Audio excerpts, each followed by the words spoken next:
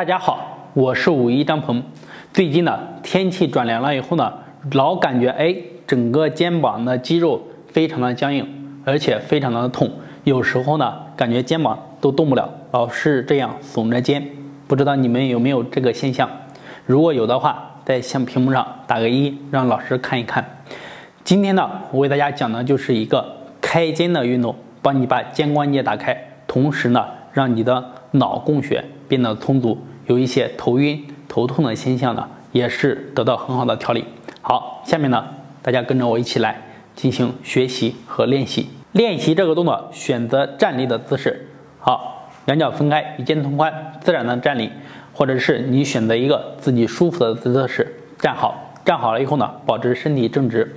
好，把手掌呢掐在一起。好，从我们的小腹这里慢慢的向上抬，抬到胸前，慢慢翻掌。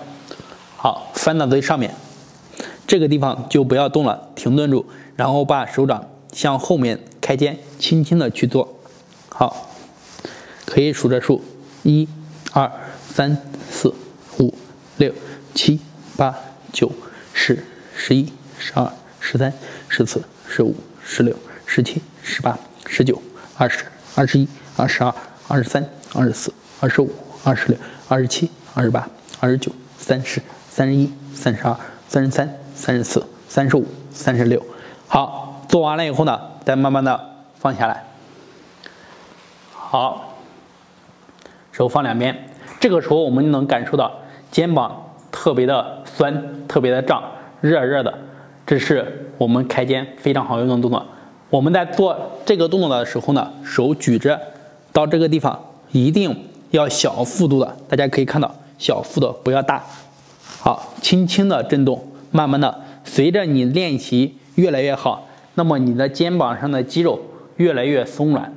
如果说你的经常的肩膀僵硬、怕冷，或者是头晕、脑供血不足的，每天坚持练习36次，对你预防和调理是非常有帮助的。今天呢，我们就讲到这里。大家如果对养生运动还有什么问题，可以在下方评论留言或者私信和我进行交流。谢谢。